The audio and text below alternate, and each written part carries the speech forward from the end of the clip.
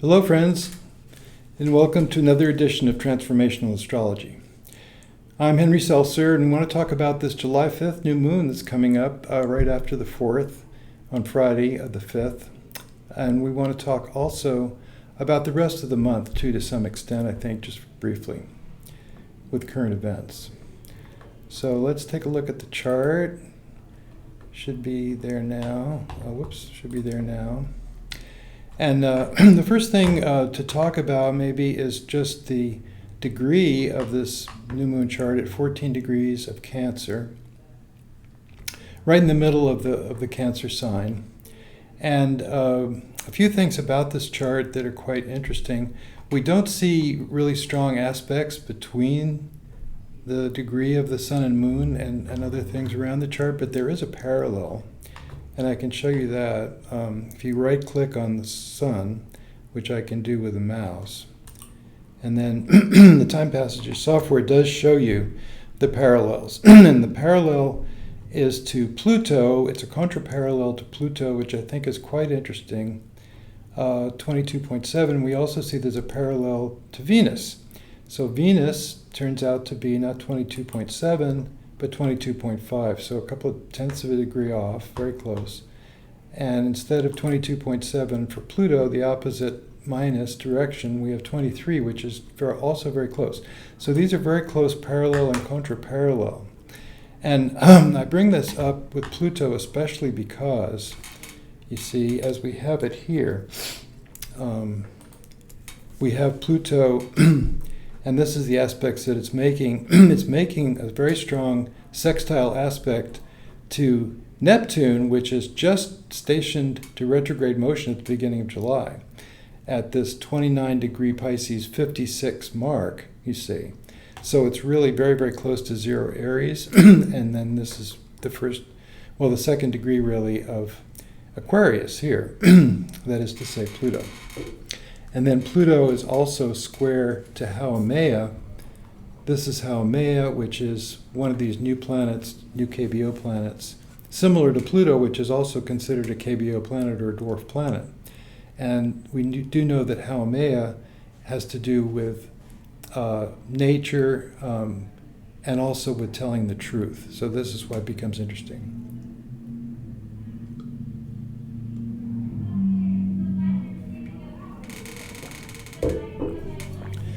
So a couple of things about this degree of the new moon.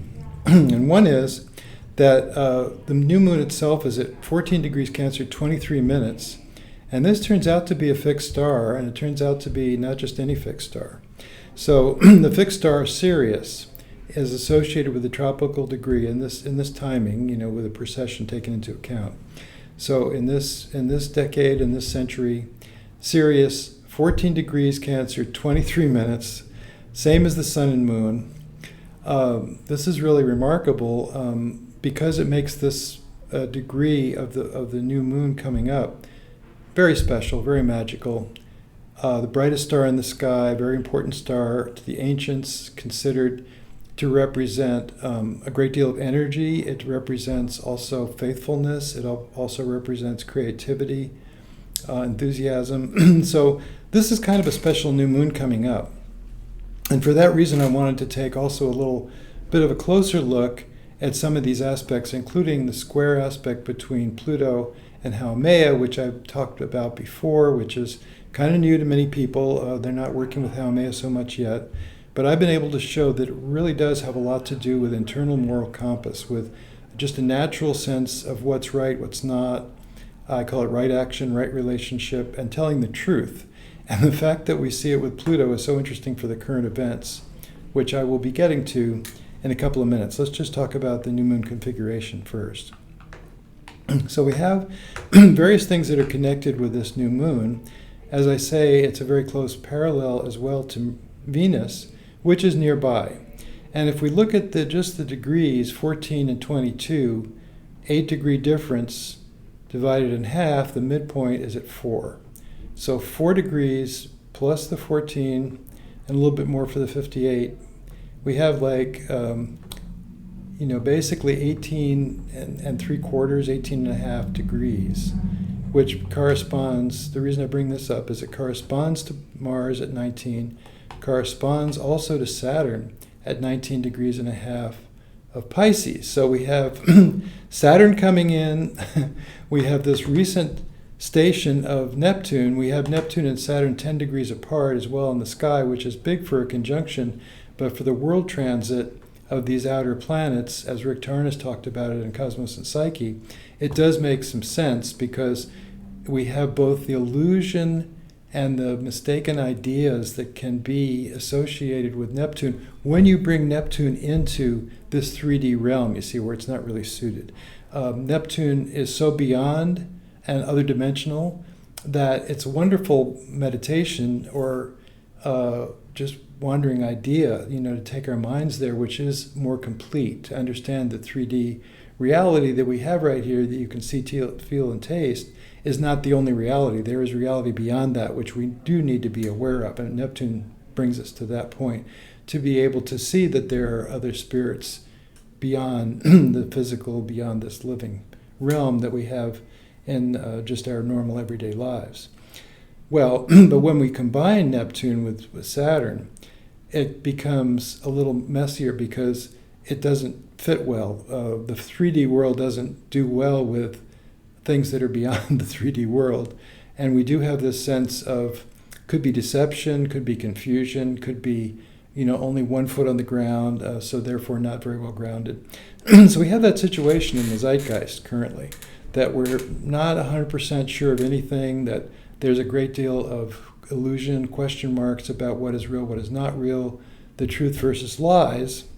And that does chime in, you see, with this Pluto Haumea, which I'm not going to mention right away. I want to stick to what's just current in this chart to begin with. And we do notice that we, for example, earlier this month, before this new moon, in the first days of this month, we've had Mercury crossing into Leo and therefore opposing Pluto. So we've had a real dose of this Pluto and Haumea square all along this month.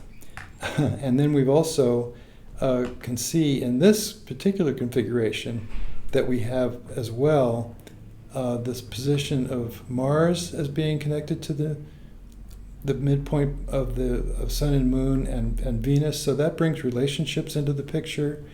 The fact that also we have Saturn, that brings Saturn more firmly into the picture, so that this whole dichotomy of Saturn and Neptune really becomes a little bit more present to us, especially since Neptune is still standing dead still in the sky. It's stationed on the 2nd at 29 degrees 56 minutes, and it's still there a few days later. It's just really slow right now.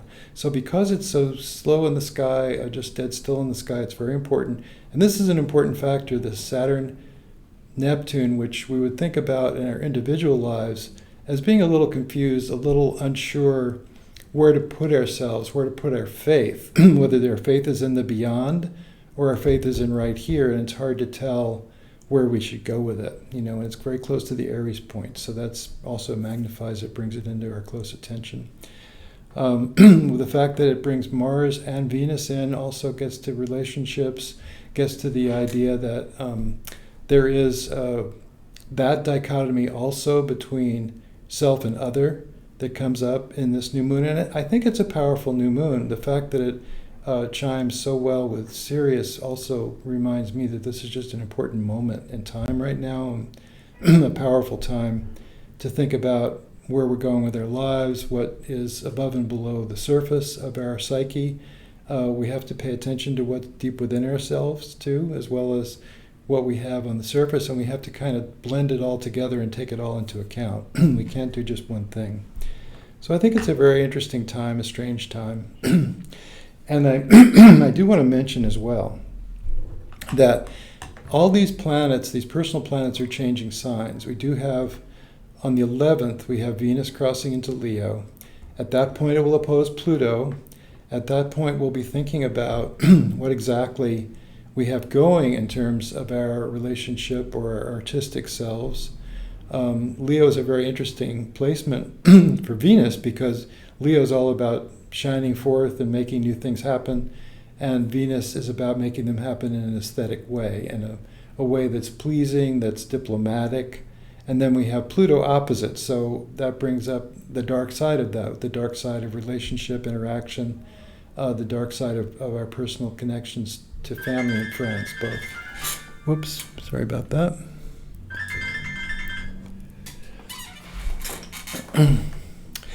So interesting, that alarm went off just when I was talking about Venus opposite Pluto. Okay, it is kind of we have to have an alarm signal about that. And then we also want to recognize that on the 20th is when Mars actually crosses into Gemini, and I can show you that chart to some extent too. I do want to show you the chart for the full moon, which is the 21st, just as it was last month, the 21st. So on July 21st, we have here's the full moon chart.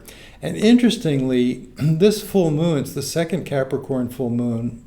People talk about that, that's what a strange deal. We had a moon at 1 degree Capricorn on June 21st, actually. So the solstice new moon, the solstice full moon, actually. So this is also, because it's 29 degrees, it really chimes with Pluto. You see, the moon is conjunct Pluto.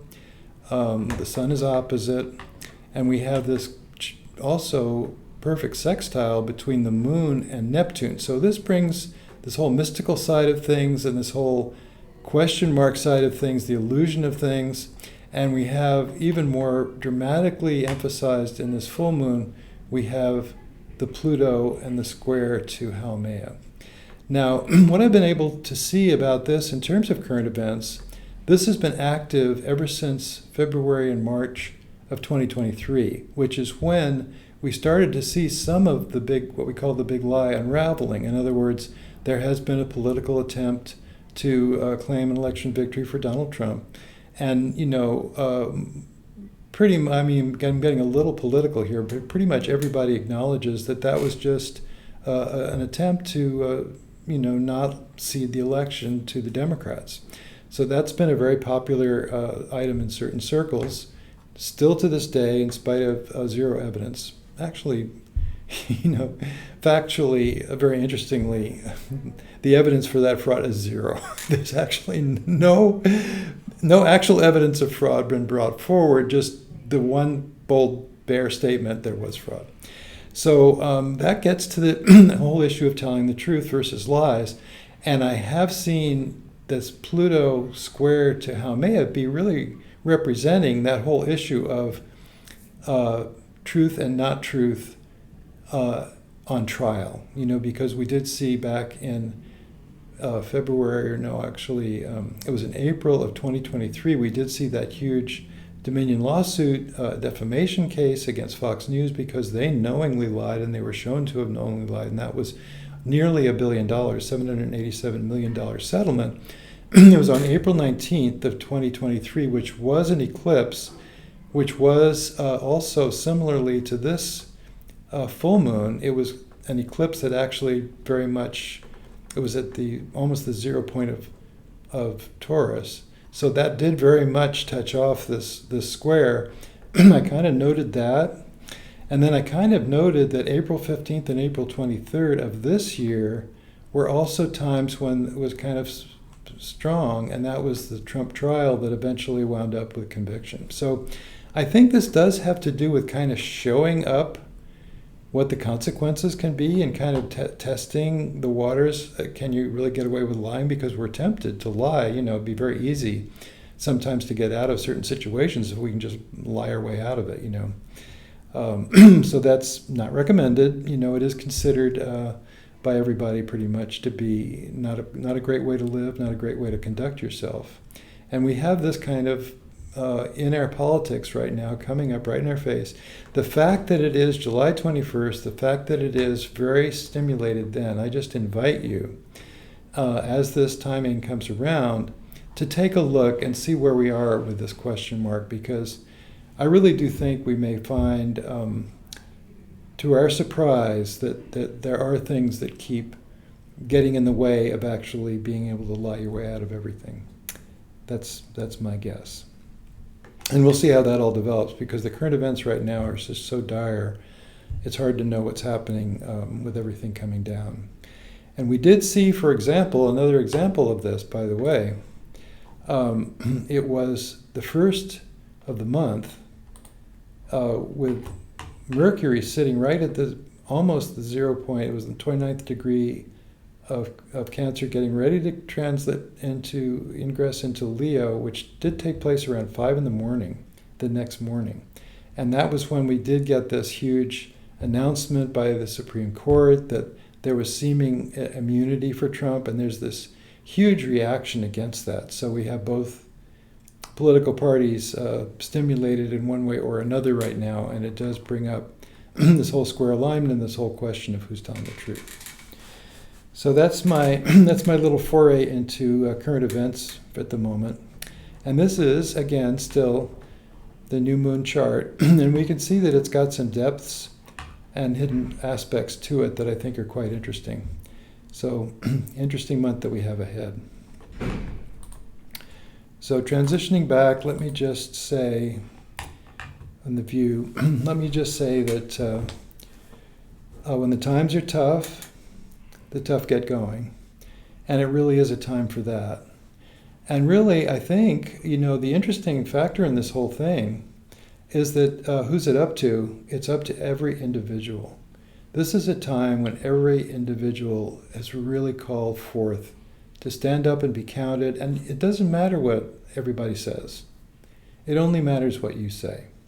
So taking a cue from Eris, which is all about, feminine warrior in support of soul intention, all about going to your depths, finding what it is that you cannot not do.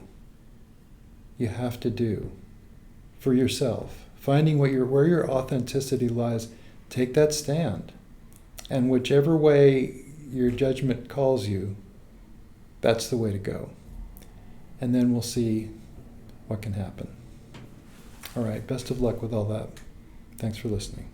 See you next time.